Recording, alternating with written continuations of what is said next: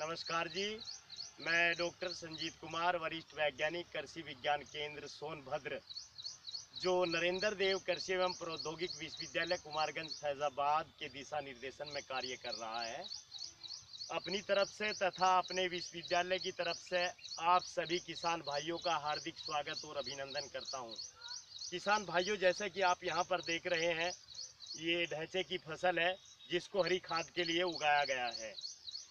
ढैंचा एक ऐसी फसल है जो प्राकृतिक नाइट्रोजन को, वातावरण की जो नाइट्रोजन है, उसको अपनी जड़ों में उपस्थित जीवाणुओं, यानी कि जो नोडुल्स होते हैं, ग्रंथियां होती हैं, उनमें जीवाणु होते हैं और वो जीवाणु वातावरण की नाइट्रोजन को जमीन के अंदर इकट्ठा करते रहते हैं, जिसमें हमें कुछ भी अतिरिक्त खर्च नहीं करना पड़ता।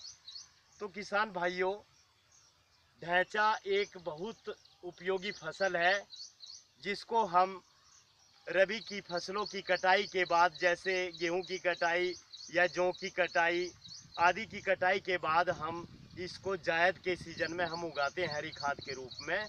ये फसल है हमारी, आप देख रहे हैं, ये लगभग 60 से 70 दिन में पलटाई युक्त हो जाती है।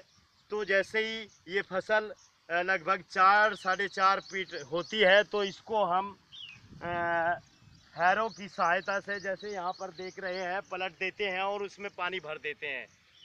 तो इसको सड़ाई के लिए छोड़ देते हैं लगभग 6-7 दिन के लिए, और इसमें सड़ जाती है। इसके बाद फिर दोबारा जुताई करके हम इसमें धान की रोपाई करते हैं। धान की रोपाई करने में जो हमारा खर्च आता है, जैसे फर्टिलाइज़र के रूप में हम यूरिया, डीएपी का इस्तेमाल करते हैं। जिस खेत में हम ढांचा की फसल उगा के रखते हैं, तो वहाँ पर जो है यूरिया की और डीएपी की जो बचत वो बचत हो जाती है। जैसा आमतौर पर देखा जाए, औसत रूप से ढैंचा की जो फसल है, ये इसकी ग्रंथियां जो है तने में भी बनती हैं।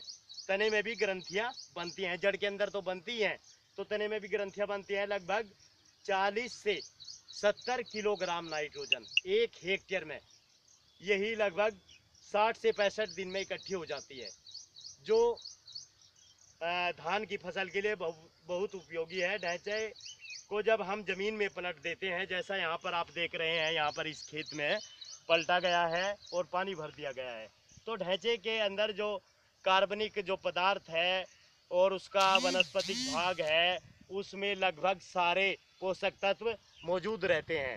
तो मैं किसान भाइयों को यही अपील करना चाहूँगा कि वो लोग, जहाँ पर लोलैंड ज़मीन है, नीची ज़मीन है, जहाँ पर पानी का पर्याप्त साधन है, वहाँ पर ढैंचे की फसल को उगाएं।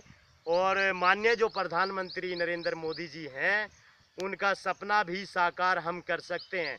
ऐसे ऐसे वैकल्पिक जो फसलें हैं वो उगाकर, जैसे ढैंचे की फसल अगर हम उगाते हैं, तो इससे जो है, आपको पहले भी बताया है, वातावरण की नाइट्रोजन फिक्स हो जाती है। तो हम जो आगे रसायन खेत में इस्तेमाल करते हैं, उनको कम हम कर सकते हैं। लगभग 50% नाइट्रोजन कम की जा सकती है। तो इससे हमारी जो है लागत घट जाती है, शुद्ध मुनाफा बढ़ जाता है, और निश्चित रूप से माननीय प्रधानमंत्री का सपना हम साकार कर सकते हैं। तो मेरा सभी किसान भाइयों से आह्वान है, वैज्ञानिकों से भी आह्वान है, तो ऐसे ऐसे वैकल्पिक विविधीकरण अपनाकर जो है प्रति यूनिट एरिया में हम उत्पादन बढ़ाएं और उसकी लागत घटाएं। धन्यवाद।